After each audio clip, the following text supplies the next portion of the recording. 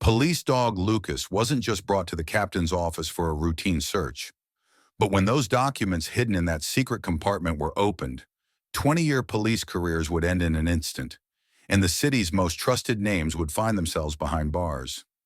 That morning at Central City Police Department, everything seemed normal. Officer Sarah Mitchell was preparing for her daily patrol duty with her loyal partner Lucas, unaware that nothing would ever be the same again. Lucas was a specially trained German shepherd, not only skilled in drug detection, but also specialized in weapon and explosive detection. "Ready, buddy?" Sarah asked, stroking Lucas's head. The dog's bright eyes sparkled with excitement. He was always ready for duty. It was going to start as a normal day until the urgent call came from Internal Affairs Supervisor Helen Crawford. Her tone was worried and made Sarah's heart race. "Sarah, you need to come to headquarters immediately with Lucas. We're conducting a search in Captain Morrison's office." This request surprised Sarah. Captain Morrison was a 25-year honorable veteran of the department. Everyone respected and trusted him. Why were they searching his office? "What kind of search are we conducting?" Sarah asked. "I'll give you the details there." Helen's voice was tense. "But this is big, very big." When Sarah and Lucas arrived at the headquarters building, they encountered an extraordinary atmosphere. There were internal affairs teams, FBI agents, and even representatives from the prosecutor's office. This wasn't an ordinary search. This was a full operation. Helen Crawford pulled Sarah aside. "Sarah, this can't leave here. There are serious corruption charges against Captain Morrison. Missing substances from drug operations, evidence manipulation, and even connections to organized crime groups."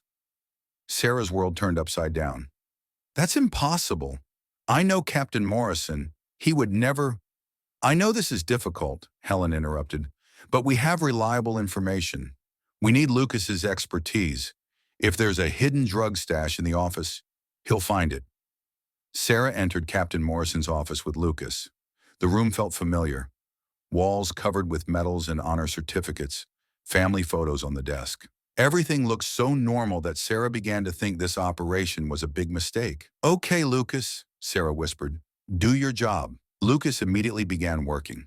He raised his nose to analyze every scent in the room. He walked carefully around the desk, approached the filing cabinets. For the first few minutes, everything was normal. Then Lucas suddenly stopped. The dog's body language completely changed. His ears perked up, his tail stiffened, and his nose began trembling in the air. He had caught a scent, and this scent excited him. "What did you find, buddy?" Sarah approached. Lucas walked directly to the wall behind the large wooden desk. He stopped first, then began touching the wall with his paws. He barked restlessly. This was the signal he made when he found something. "There's something here," Sarah called to the Internal Affairs team. "Lucas definitely detected something." Officers approached and carefully examined the wall. At first glance, it looked like an ordinary wall, but Lucas insisted. He kept touching a specific spot with his paws, barking continuously. "There's a small crack here." One of the detectives touched his finger to the wall, like a secret panel. And indeed it was. With slight pressure, that section of the wall slid inward, revealing a small secret compartment. There was a bag inside. Sarah's heart was racing. Lucas was still barking excitedly. This bag was the source of the scent he was looking for. Helen Crawford carefully removed the bag wearing gloves. When she began checking its contents, everyone's face in the room changed. The bag didn't just contain drugs. There was also a thick file, filled with documents, photographs, and handwritten notes. "My God," Helen gasped. "This isn't just drugs. This is a complete conspiracy." Sarah petted Lucas's head. "Good job, buddy. Very good job." But this was just the beginning. Lucas continued searching the room and caught a second scent. This time he headed toward the bookshelf. "There's something there too," Sarah reported. When the books were removed, a second secret compartment was found behind the shelf. Inside were a recording device and several digital storage devices. When Helen Crawford began examining the findings, she realized how serious the situation was. The documents revealed a major corruption network involving not only Captain Morrison, but also several high-ranking officers in the department. The handwritten notes contained Operation Cleanup, Destroy Evidence. Detective Rodriguez needs to be silenced. Mayor Walker, monthly $50,000 payment. Harbor area, security gap Tuesday night. The photographs were even more striking.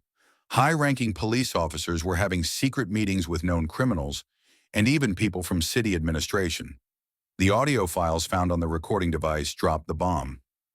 Everyone recognized Captain Morrison's voice, but the people he was talking to in the recordings were leaders of the city's biggest drug cartels. "Okay, we'll postpone the operation to Thursday night." Morrison's voice could be heard clearly. "I've made the necessary arrangements for your men to make a safe passage." Sarah felt sick listening to these recordings. Captain Morrison was selling the city he was supposed to protect to criminals. But Lucas hadn't finished his job yet. The dog caught a different scent once more, and this time headed directly to Morrison's desk. Under the desk, in an invisible section, there was a steel safe. "We need to open this safe," Helen said. "Let's call the technical team."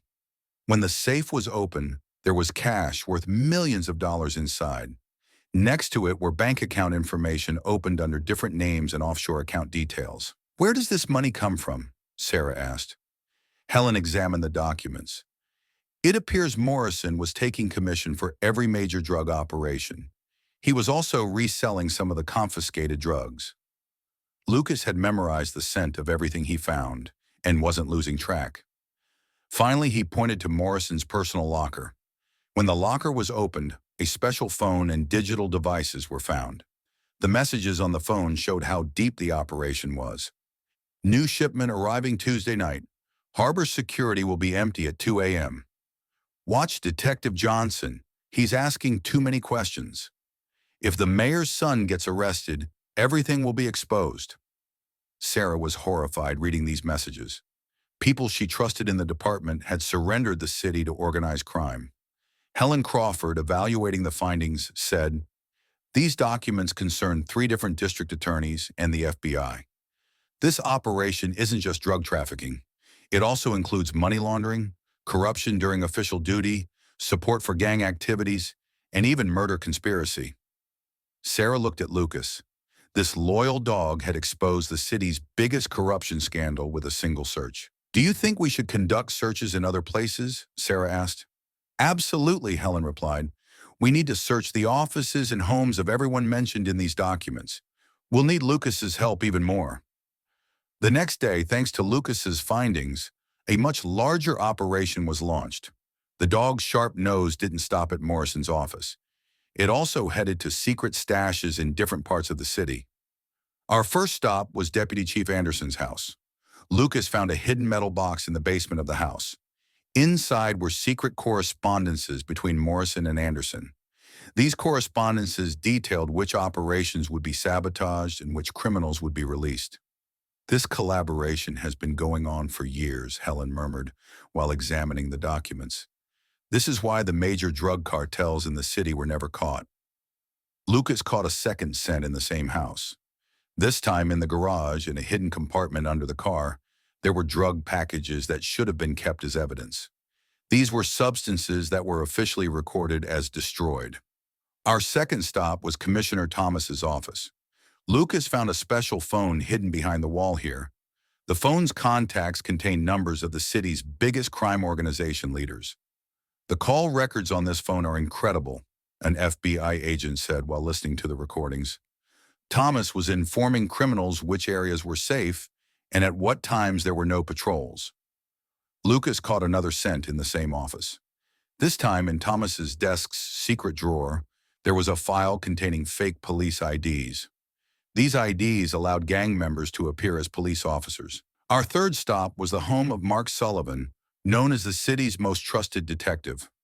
Lucas found a large amount of cash under the bedroom flooring here. When the money was counted, it totaled $2 million. "What is this money for?" Sarah asked. Helen examined the ledgers found in Sullivan's house. It appears Sullivan was getting a share for every successful operation, but these operations were actually helping criminals escape. Lucas caught a second scent in the same house in the basement. Here were secret files related to unsolved murders in the city. These files showed that the murders were actually gang settlements, but the police were deliberately misdirected. Our fourth stop was Mayor Walker's office. Lucas found secret agreements between Morrison and Walker in a hidden compartment behind the large safe here. According to these documents, Walker was informing criminals about the city's zoning plans in advance, Helen explained, so they could know in advance which buildings would be demolished and which areas would be vacated to plan their operations. Lucas caught a second scent in the same office. This time in digital devices hidden under Walker's desk, there were unauthorized access codes to the city's security camera system. Thanks to these codes, criminals could hide their activities from cameras. Our fifth stop was the office of the city's biggest lawyer, David Parker. Lucas found secret agreements made with judges in a safe hidden behind the library here. "This is incredible," a prosecutor said while reading the documents. Parker was bribing judges so criminals would get light sentences. Lucas caught a second scent in the same office. This time in Parker's desk's secret drawer, there were files containing fake witness statements. These statements were used to make innocent people appear guilty. Our sixth stop was Police Chief Roberts' house. Lucas found plans for all police operations in the city in a chest stored in the garage here. These plans were given to criminals in advance. "This means no operation was really a surprise," Sarah murmured in horror. "Criminals always knew in advance." Lucas caught a second scent in the same house. This time, in Robert's bedroom, in a hidden compartment behind the wall, there was a list of weapons confiscated by police. These weapons were officially recorded as destroyed, but were actually being resold to criminals. Our seventh stop was the home of Jennifer Adams, known as the city's most trusted journalist. Lucas found drafts of fake news written to cover up real stories under the study room flooring here. Adams was writing fake news protecting the corruption network instead of writing real news, Helen explained. Lucas caught a second scent in the same house. This time, behind the kitchen cabinet, there were threat letters used to silence honest journalists in the city. Our eighth stop was Prosecutor Michael Davis's office. Lucas found secret agreements for closing important cases in a safe hidden behind the large library here. Davis was deliberately losing the most important cases, an FBI agent said while examining the documents, so criminals would go free. Lucas caught a second scent in the same office. This time in Davis's desk's secret drawer, there were files containing fake evidence reports. These reports were used to hide real evidence. Our ninth stop was Police Academy Director Colonel Harrison's office. Lucas found fake reports made for evaluating students at the academy in a hidden compartment behind the wall here. Harrison was pushing young police officers who refused to join the corruption network out of the system, Helen explained. Lucas caught a second scent in the same office. This time, under Harrison's desk, there were secret plans to change the academy's curriculum. These plans were aimed at weakening young officers' ethical values. Our 10th and final stop was the office of the city's biggest businessman, Robert King. Lucas found financial records of the entire corruption network in the city in a hidden compartment behind the large safe here. King was the main sponsor of this entire operation, Helen explained while examining the documents. Criminals were using his businesses for money laundering. Lucas caught a second scent in the same office. This time in King's desk's secret drawer, there were plans for threatening and silencing all important people in the city. As a result of all these searches, thanks to the evidence Lucas found, the city's biggest corruption network completely collapsed.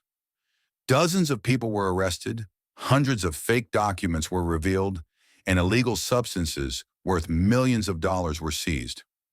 Sarah petted Lucas's head that night, saying, "You became a real hero, buddy. You saved a city all by yourself." Lucas looked at Sarah, wagging his tail. He had just done his job, but this job had changed thousands of people's lives. When Captain Morrison and his gang were arrested, the city finally achieved real security. Now children could play safely in parks, and citizens could walk on the streets in the darkness of night. And it all started with the sharp nose of a loyal police dog. Lucas didn't just search for evidence, he also saved a city's soul. If this story touched your heart, please subscribe to the channel. We need your support to share these kinds of loyalty stories. See you in the next story. Until then, if you have a loyal friend working silently around you, maybe they can show you a truth you haven't discovered yet.